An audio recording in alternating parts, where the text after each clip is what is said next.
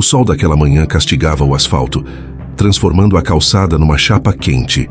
Eu passava por ali todos os dias, a caminho do trabalho, e sempre parava no pequeno quiosque improvisado da Dona Lúcia. Ela não vendia só água de coco gelada. Ela vendia a doçura de uma vida inteira dedicada ao sacrifício silencioso. Seus olhos, marcados pelo tempo e pela labuta diária, carregavam uma ternura impressionante. Ela estava ali, faça chuva ou faça sol, limpando os cocos com uma destreza que só a experiência proporciona. Eu via o esforço físico em cada movimento, a forma como ela manejava o facão, e pensava no quanto aquele trabalho era duro para alguém na sua idade avançada. Nas últimas semanas, porém, algo me chamou a atenção. O sorriso dela estava mais tenso, o semblante mais concentrado. Percebi que ela não estava comprando o material de reposição habitual para o quiosque. Não havia renovação de estoque de copos descartáveis, nem o reparo simples na lona que protegia do vento.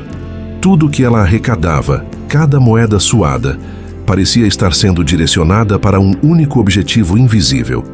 Eu tentei perguntar, mas ela desconversava, dizendo apenas que estava guardando para uma ocasião especial. A curiosidade me corroía, mas eu respeitava seu silêncio. Até que numa tarde chuvosa, decidi ficar um pouco mais.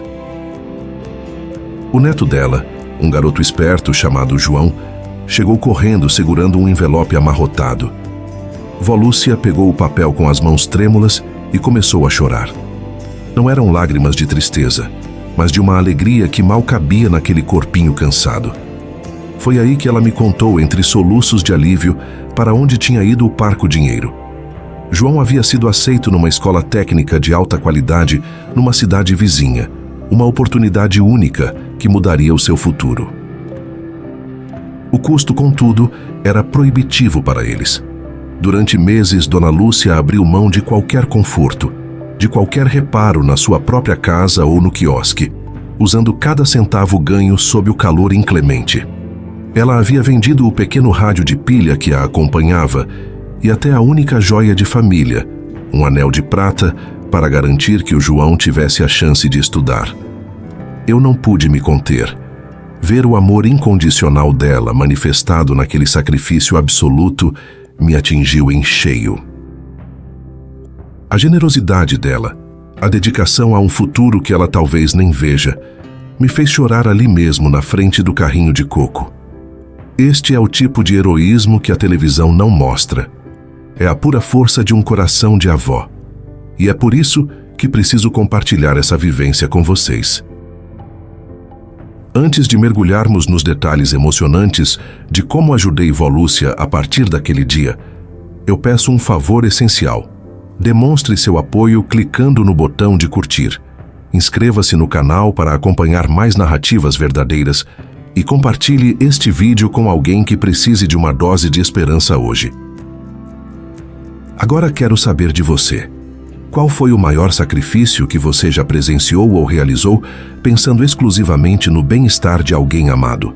Deixe sua resposta sincera aqui embaixo nos comentários. Eu leio cada um de vocês. Eu respirei fundo, meus dedos pairando sobre o teclado, lendo as últimas respostas de vocês nos comentários. Mas a verdade é que, mesmo interagindo, minha mente estava presa naquele beco empoeirado, sob o sol causticante daquela terça-feira que mudou tudo. Eu não conseguia tirar da cabeça o cheiro adocicado e rançoso dos restos de coco misturado à poeira. O som da voz dela, rouca e baixa, ecoava no meu peito como um sino rachado. O momento em que eu descobri o tamanho do seu sacrifício foi um soco no estômago. Eu já sabia que vó Lúcia era uma mulher de poucas posses, mas de uma fibra moral inquebrantável. Eu a via dia após dia, espremendo cada centavo, evitando até o luxo de um copo de água mineral para si mesma. Pensei que ela estava guardando para comprar um eletrodoméstico quebrado, ou quem sabe, para um presente de Natal decente para os netos. A realidade, porém, era brutalmente mais cruel e mais sublime. Eu me aproximei da sua banquinha improvisada, feita de caixotes velhos e coberta por um toldo esfarrapado, que mal barrava o sol impiedoso. Ela estava contando um maço de notas amassadas, o papel tão gasto quanto a palma de suas mãos. Seus olhos, normalmente cheios da luz reflexa do sol nas frutas, estavam opacos, quase vazios. Foi ali que percebi algo diferente. Não era apenas cansaço, era desespero engolido. Vó Lúcia, a senhora está bem? Parece que viu um fantasma. Perguntei, tentando manter o tom leve, mas sentindo a garganta apertar. Ela escondeu as cédulas rapidamente sob o balcão. Hesitou. Uma eternidade se passou naquele silêncio. Foi então que, por debaixo da lona, meus olhos capturaram um objeto que destoava completamente daquele cenário de simplicidade extrema. Um envelope pardo, grosso, com um selo oficial e um carimbo de cartório. Ela tentou varrer o envelope para longe, mas eu fui mais rápido. Minhas mãos pousaram sobre as dela, interrompendo seu movimento.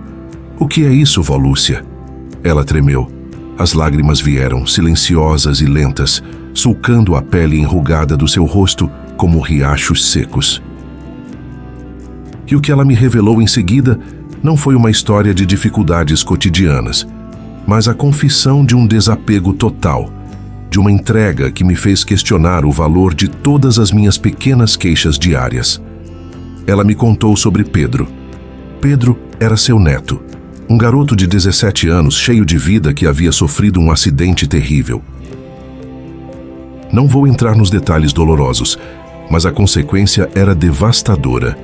Ele precisava de uma cirurgia ortopédica complexa, de altíssimo risco, e precisava ser feita agora. Os médicos disseram a ela, sem rodeios, que cada dia de espera aumentava a chance de uma lesão irreversível, que o prenderia a uma cadeira de rodas pelo resto de sua existência. O sistema de saúde pública, como sempre, estava atolado em burocracia e filas intermináveis. Pedro não tinha tempo para esperar. O hospital particular aceitou recebê-lo, meu filho. Ela sussurrou, a voz esganiçada. Mas eles exigiram metade do valor adiantado. Não é caridade. Eu gelei. Metade do valor? Mesmo vendendo todos os cocos que ela cortaria nos próximos 5 anos, ela não conseguiria juntar essa quantia. E onde a senhora conseguiu esse dinheiro? Minha voz mal saiu. Eu estava com medo da resposta, mas precisava ouvir a dimensão daquela tragédia. Vó Lúcia pegou o envelope pardo e o abriu, revelando um papel que era mais do que um documento. Era a certidão de óbito de sua esperança. Essa terra era a única coisa que eu tinha de herança dos meus pais. Um pedacinho de chão na periferia que eu guardava. Planejava construir um cômodo para morar de verdade, sabe? E deixar para os meninos quando eu me fosse. Era a minha segurança, o meu alicerce. Ela havia vendido o único pedaço de chão que possuía. O único bem palpável que representava seu futuro, sua dignidade na velhice. Ela liquidou o terreno por um valor irrisório, apenas para que a transação fosse rápida o suficiente para cumprir o prazo do hospital. O dinheiro que ela escondia sob o balcão eram os restos dessa transação. Migalhas que sobraram depois do pagamento inicial da cirurgia. Eu senti um calor subir pela minha nuca. Era uma mistura de raiva contra a injustiça do mundo e uma admiração que me fazia sentir pequeno. Ela não sacrificou seu conforto. Ela sacrificou sua própria fundação, seu direito a um final de vida tranquilo, apenas para dar ao neto a chance de andar novamente. Eu não podia ver meu Pedrinho definhar, meu anjo. O que vale 1 metro quadrado de terra se meu neto não tiver como pisar nela? Ela secou as lágrimas com a ponta do avental e tentou sorrir, mas o gesto foi uma contorção dolorosa. Naquele instante, percebi a fragilidade que a envolvia. A cirurgia estava marcada, sim. O dinheiro da entrada estava pago, mas o saldo remanescente era colossal. E agora ela não tinha absolutamente nada para garantir o resto, nem mesmo a esperança de um teto estável. Eu observei a banquinha novamente. O teto de plástico rasgado, a cadeira de balanço coberta por uma manta velha que servia de assento, a vovó que vendia água de coco, que irradiava tanta resiliência, estava agora totalmente desamparada, vivendo no limite da sobrevivência. Ela tinha trocado seu futuro por uma incerteza médica, e o pavor em seus olhos não era mais pela venda da terra, mas pelo que viria depois. E agora, vó Lúcia, como a senhora vai conseguir o restante? Eu mal conseguia respirar. Ela apenas deu de ombros, um movimento que carregava todo o peso de sua idade e do seu fardo. O que Deus quiser, meu filho. Eu vou cortar coco até meus braços caírem. Não tenho mais nada para vender, a não ser meu esforço. Essa frase me atingiu com a força de um raio. Não tenho mais nada para vender, a não ser meu esforço. E era exatamente esse esforço, essa dedicação silenciosa e desesperada, que eu precisava proteger e amplificar. Eu não podia permitir que uma mulher que havia feito o sacrifício supremo, vendendo a única segurança que possuía, ficasse à mercê da sorte e da fadiga. Naquela noite, eu voltei para casa e não dormi. Cada batida do meu coração era uma censura. Eu tinha meu conforto, minha internet, minha capacidade de comunicação, e ela estava lá fora, literalmente dormindo em cima de caixotes, arriscando a paralisia do neto por falta de fundos. Eu senti uma necessidade visceral, uma obrigação moral que ia além da simples caridade. Eu precisava ser a ponte entre o sacrifício dela e o milagre que Pedro precisava. Eu sabia que dar dinheiro seria paliativo. O que ela precisava era de dignidade e de uma solução permanente que honrasse a perda da sua terra. Na manhã seguinte, eu voltei ao beco, não como cliente, nem como observador curioso, mas com uma determinação fria e calculada. Vó Lúcia estava lá, mais curvada que o dia anterior, os olhos vermelhos. Ela estava prestes a começar a ralar mais um coco, mas eu a interrompi. Vó Lúcia, a senhora já fez a parte mais difícil, eu disse, colocando minha mão em seu ombro. Ela se assustou com a minha firmeza. A senhora deu o que tinha de mais valioso. Agora é a minha vez de lutar por Pedro, mas não vamos lutar sozinhos. Eu expliquei meu plano rapidamente, mostrando a ela que o mundo não precisava ser um lugar tão cruel.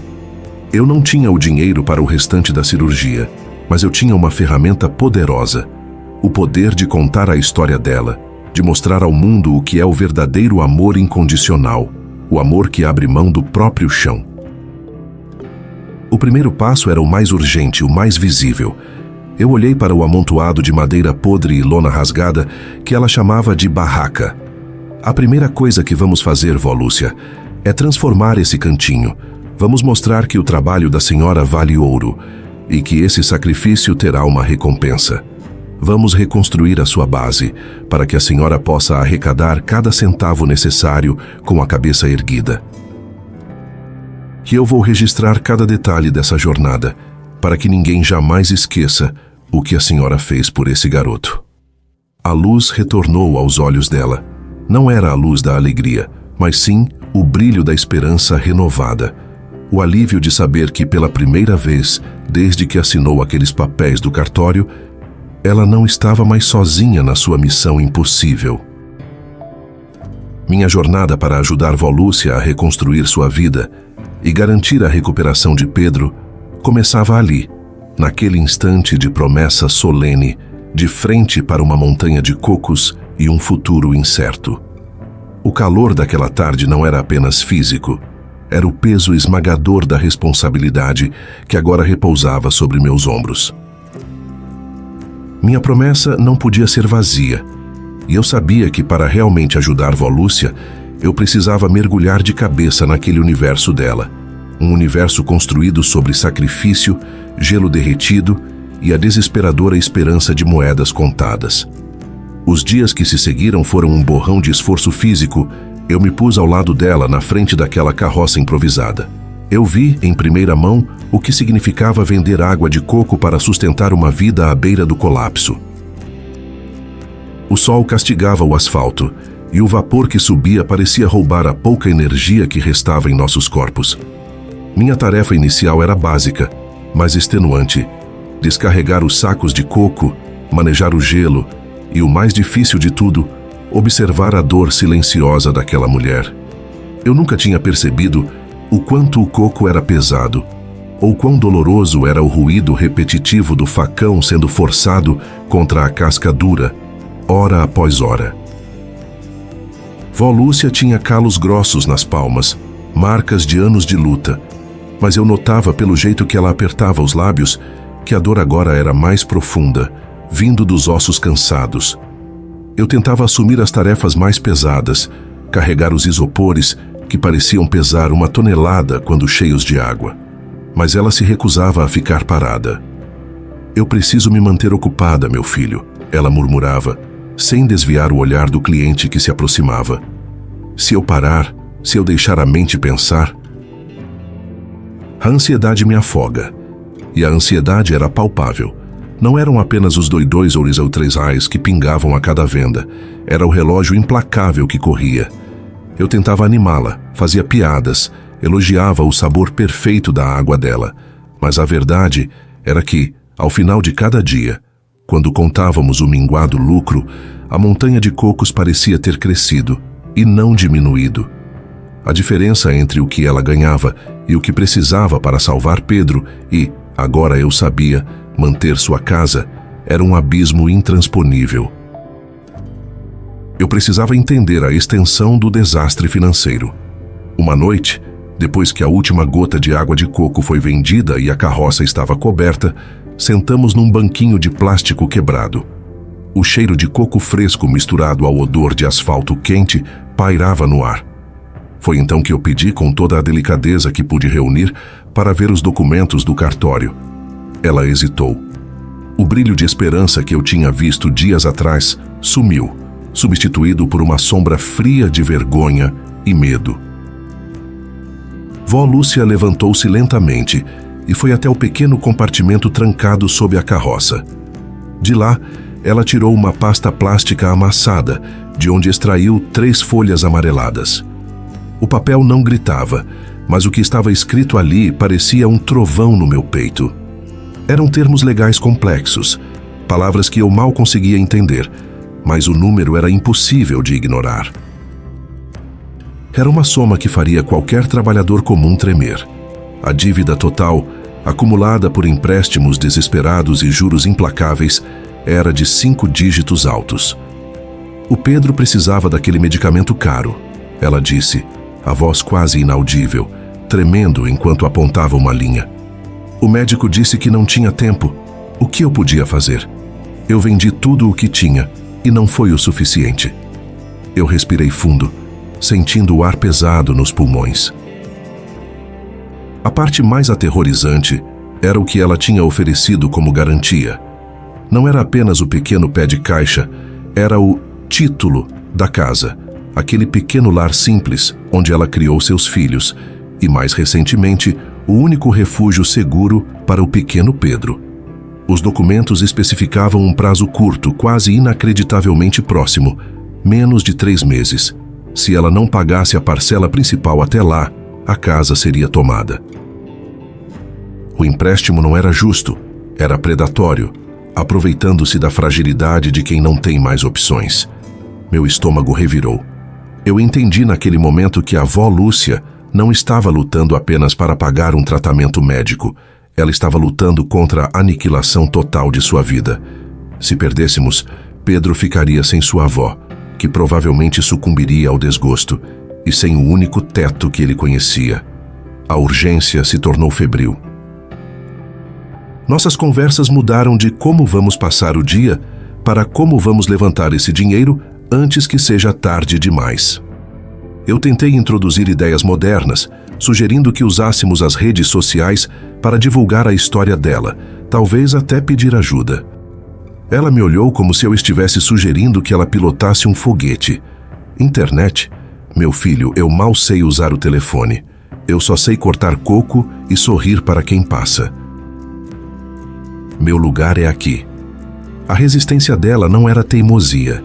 Era o medo paralisante de sair de sua zona de conforto, mesmo que essa zona de conforto estivesse desmoronando sob o peso da dívida. Eu sabia que precisava respeitar o ritmo dela, mas o tempo não nos daria esse luxo. Comecei a filmar discretamente alguns momentos do nosso trabalho, não para postar ainda, mas para tentar mostrar a ela a potência da sua história. Eu gravei o som do facão, o suor escorrendo pelo rosto dela, e principalmente o olhar de amor que ela dirigia a uma foto amassada de Pedro, que ela mantinha presa na parede interna da carroça. Nossas vendas melhoraram um pouco, impulsionadas pelo meu entusiasmo renovado e a reorganização da banca. Mas era um gotejamento, não o fluxo que precisávamos. Estávamos ganhando centenas, mas precisávamos de dezenas de milhares. A frustração era um nó constante na minha garganta. E então, o universo nos deu o golpe que eu temia. Chuva. Não uma garoa, mas uma tempestade tropical que desabou sobre a cidade por 3 dias seguidos. As vendas despencaram para zero. Ninguém queria parar na rua para tomar água gelada sob um aguaceiro.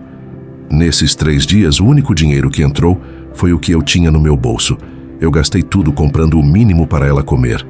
A chuva lavava a rua, mas não lavava a tristeza. Eu a vi encolhida, olhando para as gotas que batiam no toldo rasgado. O medo era um hospedeiro frio e silencioso. "E se a gente não conseguir, meu filho?" Ela me perguntou, os olhos fixos num ponto distante. "E se Deus decidiu que o Pedro não vai se curar e que eu não mereço essa casa?" Eu segurei as mãos dela, que estavam geladas apesar do clima abafado. Elas tremiam. Eu não podia permitir que ela sucumbisse. Eu a lembrei de Pedro, do quanto ele dependia da força dela. Eu não estava mais ajudando uma vendedora de coco. Eu estava lutando ao lado de uma leoa ferida, que estava defendendo o último pedacinho de sua vida. No 4º dia, a chuva parou, mas o mau presságio permaneceu. O sol voltou forte, prometendo um dia de boas vendas. Estávamos descarregando os novos cocos, os músculos latejando, quando um carro preto e reluzente, totalmente fora de lugar naquela rua simples, parou a poucos metros da nossa carroça. De dentro saiu um homem. Ele não era grande ou ameaçador à primeira vista. Estava vestido com um terno cinza bem cortado, carregava uma pasta de couro e tinha uma expressão totalmente neutra, o que o tornava ainda mais assustador. Ele parecia ter saído de outro mundo, um mundo onde a miséria da avó Lúcia era apenas um item numa planilha. Ele se dirigiu diretamente a ela, ignorando-me completamente. Dona Lúcia Maria de Jesus? A voz dele era fria, profissional, sem vestígio de emoção. Vó Lúcia parou de empilhar os cocos e encolheu-se ligeiramente. Eu senti meu corpo tensionar. Eu sabia instintivamente quem ele era. O mensageiro da desgraça. "Sou eu", ela respondeu, a voz mais baixa do que o normal. "Eu sou o Dr. Santos, da assessoria jurídica da empresa Credimax. Viemos para formalizar a notificação de vencimento." Ele abriu a pasta e tirou um envelope branco grosso. O coração disparou no meu peito. A notificação. Eles não estavam esperando o prazo final. Eles estavam acelerando o processo. O que o senhor quer?" Vó Lúcia perguntou, e eu pude sentir o terror subindo pela garganta dela. "Apenas garantir que a senhora tem ciência do prazo final para a quitação da primeira parte da dívida, conforme estipulado no contrato de hipoteca." Ele continuou como se estivesse recitando um manual. Ele ignorava o sol escaldante, o suor e os cocos. Ele só via números e propriedades. Faltam exatos 62 dias para que a hipoteca seja executada. Se o valor principal não for quitado, a Credimax iniciará o processo de reintegração de posse do imóvel localizado na Rua das Mangueiras, número 45. A menção do endereço, o lar dela, foi como um golpe físico. Vó Lúcia cambaleou para trás, apoiando-se na carroça para não cair. Todo o esforço, toda a esperança que eu tinha injetado nela nos últimos dias ameaçava ruir. Eu dei um passo à frente, interpondo-me entre o homem de terno e Vó Lúcia. Eu estava fervendo por dentro, mas sabia que um confronto explosivo só nos prejudicaria. "Nós estamos cientes da dívida. Estamos trabalhando para quitar", eu disse, tentando manter a voz firme, mesmo sentindo a covardia do meu próprio bolso vazio. O Dr. Santos mal me olhou. Ele parecia me considerar uma formiga insignificante. Espero que sim. No entanto, a empresa precisa de garantias, não de intenções. A partir de hoje, haverá uma fiscalização semanal do andamento financeiro. E sugiro que leiam o aditivo com atenção. O tempo está se esgotando, Dona Lúcia. Ele colocou o envelope sobre o balcão úmido da carroça, girou nos calcanhares e voltou para o carro, que partiu tão rapidamente quanto chegou, deixando apenas uma nuvem de poeira e o silêncio pesado da humilhação. Eu me virei para a avó Lúcia. Ela estava chorando, mas eram lágrimas secas, de desespero contido. Ela pegou o envelope, mas não o abriu. Eles vão tirar a minha casa, meu filho. Ela sussurrou, e o som partiu meu coração. Tudo o que eu tinha para garantir a cura de Pedro agora está perdido. Eu usei cada centavo, cada gota de suor, e eles ainda vão me deixar na rua. O que era apenas uma história de sacrifício se transformou em uma corrida desesperada contra uma máquina legal e financeira implacável. Eu olhei para o envelope branco. Olhei para a carroça de cocos, que agora parecia minúscula e patética contra a magnitude da dívida. Foi naquele instante, sentindo o terror de vó Lúcia e a raiva impotente em mim, que eu soube. Não podíamos mais confiar apenas na venda de cocos. Não podíamos mais ter medo da internet. Eu precisava usar tudo o que eu tinha, minha voz, minha câmera, minha plataforma, para confrontar esse gigante. Se a única coisa que restava era a dignidade dela e a vida do neto, eu faria o mundo inteiro ver o que ela estava prestes a perder. A hora de implorar por ajuda, de expor essa injustiça brutal, havia chegado. O sol já tinha se posto, pintando o céu de um roxo doentio que não combinava com a brutalidade fria que eu sentia no estômago. Eu estava ali, ajoelhado ao lado do carrinho de coco dela, a lente da câmera tremendo nas minhas mãos, não por causa do peso do equipamento, mas pelo peso da responsabilidade que eu acabara de assumir. Vó Lúcia estava sentada no banquinho de plástico, as costas curvadas não só pelo cansaço dos anos, mas pelo esmagamento daquela última ameaça. Eu tive que respirar fundo umas 10 vezes antes de apertar o botão de gravação. Não era apenas mais um vídeo, era a exposição da dor de uma mulher que nunca quis nada além de trabalhar com honestidade. Eu sabia que, ao ligar aquela câmera, eu estava rasgando o último véu da sua privacidade, trocando sua dignidade silenciosa por um grito desesperado. Vó Lúcia, eu sussurrei tentando manter a voz estável, mas o som parecia sair raspado, como casca de coco seca. A senhora precisa me contar tudo. Não é só sobre o carrinho, é sobre o que a senhora fez com o dinheiro. Olhe para mim, vó Lúcia, e conte para eles. Conte para o mundo o que a senhora usou para dar a vida inteira por isso. Ela levou um momento para responder, os olhos fixos na areia suja, como se estivesse contando grãos, cada um representando um dia de esforço. Quando ela levantou o rosto, o flash da câmera capturou algo que me desmantelou. Não era só tristeza, era uma aceitação esgotada. Ela parecia não ter mais forças para se defender, apenas para relatar a guerra. Ela começou a falar baixo, quase um lamento, a voz rouca pela maresia e pela falta de água que ela se recusava a beber para não gastar o pouco que tinha. Ela detalhou cada humilhação, cada dia sob o sol escaldante, as noites sem dormir, planejando como dobrar a quantia para pagar a próxima parcela. O próximo papel, o próximo custo que surgia do nada como uma praga burocrática. Eu não editei nada. Deixei os silêncios, os suspiros cortados e as lágrimas grossas que escorriam sem sequer o esforço de serem contidas.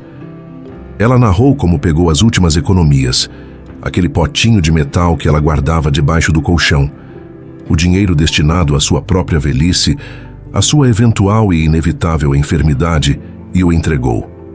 Entregou cada centavo suado para manter o carrinho funcionando e, pior, para atender às exigências insanas do dono do terreno que estava sufocando a vida dela. Quando chegamos ao ponto central, aquele isso que o título do nosso vídeo precisava desesperadamente revelar, vó Lúcia parou. Ela segurou minha mão. Sua pele parecia pergaminho, mas o aperto era surpreendentemente firme. Não era pelo carrinho, meu filho. Nunca foi só pelo carrinho, ela disse. E ali, naquele minuto, meu mundo virou de cabeça para baixo. Ela me contou sobre o neto, Pedro.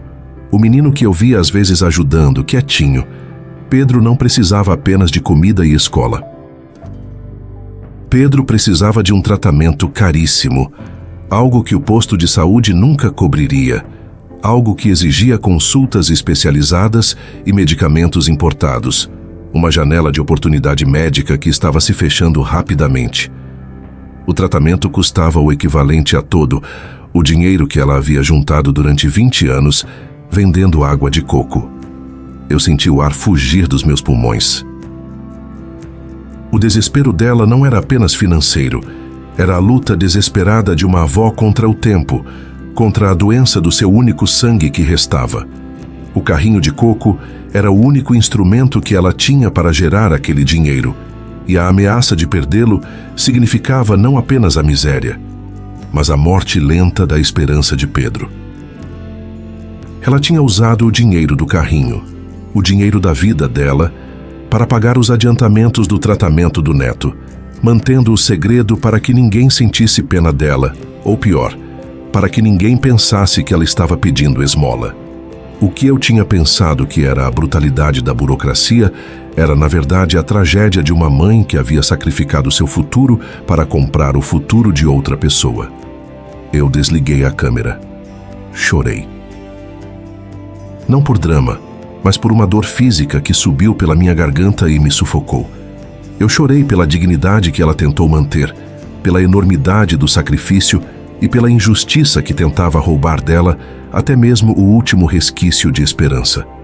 Eu postei o vídeo naquela mesma noite, sem cortes, sem trilha sonora dramática, apenas a verdade crua e a voz rouca de vó Lúcia. O título que eu coloquei era simples, mas carregado de peso. Ela usou tudo o que tinha para salvar o neto. Vamos deixar que ela perca o último? Então começou a espera. A pior parte é a incerteza. Deitei na minha cama olhando para o teto, o celular vibrando a cada segundo. Cada notificação era um golpe no meu peito. E se ninguém visse? E se o algoritmo decidisse que a dor real não era conteúdo suficiente? Eu tinha exposto vó Lúcia, e se eu falhasse, eu seria cúmplice de um sofrimento ainda maior. O prazo que o dono do terreno havia dado para vó Lúcia, o momento em que ele prometeu vir com o caminhão para levar o carrinho e bloquear o acesso dela ao ponto, era ao meio-dia do dia seguinte. Eu tinha menos de 14 horas para que aquele vídeo atingisse o impacto necessário. Eu não dormi. Fiquei obcecado pela tela. Às 3 da manhã, o contador de visualizações parecia lento, agonizante. Às 5, eu vi o primeiro sinal. O vídeo tinha sido compartilhado por uma figura pública importante, alguém com milhões de seguidores. O efeito foi instantâneo, como acender um rastilho de pólvora. A avalanche veio. Às 7 da manhã, eu não conseguia mais acompanhar. Os comentários eram um rio caudaloso, furioso e solidário. As pessoas estavam exigindo o nome do agressor, mas, mais importante, estavam perguntando como ajudar Pedro. As doações começaram a pipocar. Eu havia incluído o contato da filha de vó Lúcia, o único familiar adulto dela, e a conta dela começou a receber transferências. Não eram R$10, eram centenas, milhares de pessoas contribuindo com o que podiam. Às 10 horas, o telefone da vó Lúcia, que eu tinha deixado ligado na casa dela, começou a tocar incessantemente. Não era só gente comum. Eram jornalistas, advogados se oferecendo pro bono, de graça, e, inacreditavelmente, representantes de uma clínica especializada em São Paulo, dispostos a analisar o caso de Pedro. Eu peguei o carro e fui até o ponto de vó Lúcia, o coração batendo na garganta. Eu precisava estar lá para o clímax, para o confronto prometido. Cheguei pouco antes das 11h30. A cena era inacreditável. O local, que antes era silencioso e melancólico, estava tomado. Não por clientes, mas por uma multidão de apoio. Pessoas com cartazes improvisados, repórteres com câmeras profissionais e, o mais surpreendente, uma barreira humana de vizinhos e pequenos comerciantes que tinham fechado suas próprias lojas para proteger Vó Lúcia. Ela estava sentada, tremendo, confusa com todo o barulho. Eu me aproximei, abraçando-a forte e mostrando meu celular. Vó Lúcia, a senhora venceu. Olha o que aconteceu. O mundo respondeu. Então, exatamente ao meio-dia, o caminhão chegou. Era um caminhão velho, enferrujado, dirigido pelo capataz do tal dono do terreno, o mesmo homem que havia entregue a ameaça no dia anterior. Ele desceu com uma expressão de arrogância ensaiada que logo se desfez ao ver a multidão e as luzes das câmeras. O homem tentou gritar, exigindo que a invasora saísse do espaço privado, mas a voz dele foi engolida por um coro de vaias e gritos de protesto que pareciam vir da alma da cidade. Eu ergui minha voz, apontando a câmera do meu celular para o capataz. O senhor veio levar a última coisa que restava de uma mulher que deu tudo pelo neto doente. O Brasil inteiro está assistindo o que o seu patrão está fazendo aqui, agora. O capataz hesitou. Ele tentou ligar para o patrão, mas a pressão era palpável. Foi quando a verdadeira virada aconteceu, e não veio da multidão, mas da lei. 2 carros descaracterizados da prefeitura pararam abruptamente. Desceram deles um grupo de pessoas, incluindo um representante de alto escalão da área de fiscalização urbana. Eles foram direto ao capataz, não para negociar, mas para notificá-lo. O representante, falando diretamente para as câmeras que agora o cercavam, declarou: "Este local é de domínio público e a ocupação da senhora Lúcia está sendo imediatamente regularizada através de uma licença de uso especial, dada a relevância social de sua atividade. Qualquer tentativa de remoção será considerada assédio e crime." O capataz e o motorista do caminhão, humilhados e encurralados pela lei e pela pressão popular, deram meia volta. A ameaça se dissolveu como fumaça sob o sol. Eles foram embora de mãos vazias, deixando para trás o silêncio atordoado da vitória. Naquele momento, Vó Lúcia desabou. Não era mais o medo, mas o alívio. Ela chorou em meus braços, e eu chorei com ela. Eu a levei para casa, longe da confusão. No final da tarde, a filha dela me mostrou o saldo da conta que havíamos criado para Pedro. Não era o suficiente para o tratamento inicial. Era o suficiente para pagar o tratamento completo, as passagens para o hospital especializado em São Paulo e ainda uma quantia robusta para a recuperação e manutenção de Vó Lúcia. Mas a maior revelação veio depois, na quietude da sala simples dela. Ela me chamou e, com a mão trêmula, tirou um pedaço de papel amassado do bolso do avental. Era uma ordem de pagamento. "Eu ia usar tudo isso aqui", ela disse, apontando para o papel que era um cheque administrativo. Era o pagamento do aluguel do meu vizinho. Ele perdeu o emprego e a esposa está grávida. Eu disse a ele que, se eu vendesse mais alguns cocos, conseguiria ajudá-lo. Eu precisava garantir que o teto dele estivesse seguro antes de pensar no meu. Eu olhei para o papel. Era o valor de todo o lucro que ela tinha feito no último mês. Além de sustentar o tratamento de Pedro, além de lutar por seu próprio sustento, Vó Lúcia tinha usado suas últimas forças para salvar o lar de outra pessoa. Ali estava a verdade total.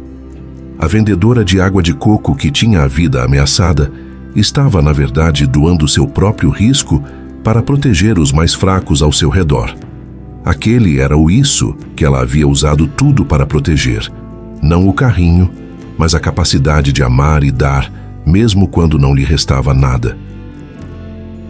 Eu chorei porque percebi que a verdadeira riqueza não estava naquelas doações milionárias que vieram da internet, mas na alma pura e destemida de Vó Lúcia. Aquele dia, eu não salvei uma vendedora de coco. Eu fui salvo por uma lição de humanidade. E eu soube, com certeza absoluta que o meu trabalho, o meu canal não era sobre visualizações, mas sobre amplificar o brilho silencioso de pessoas como ela. Pedro teve seu tratamento. O carrinho de vó Lúcia foi protegido. E eu tive a honra de ser a testemunha desse milagre de bondade que desarmou a crueldade do mundo. A lição de vó Lúcia é que a bondade, mesmo no limite, sempre encontra um caminho. Sua história provou que o sacrifício e a generosidade têm o poder de mover montanhas. Se essa história tocou seu coração, não se esqueça de curtir este vídeo e compartilhá-lo para que a mensagem de vó Lúcia chegue a mais pessoas. E mais uma vez eu pergunto a você, qual foi o maior sacrifício que você já presenciou ou realizou, pensando exclusivamente no bem-estar de alguém amado? Deixe sua resposta sincera nos comentários. Assista outros vídeos na tela final agora e encontre mais histórias de esperança e superação.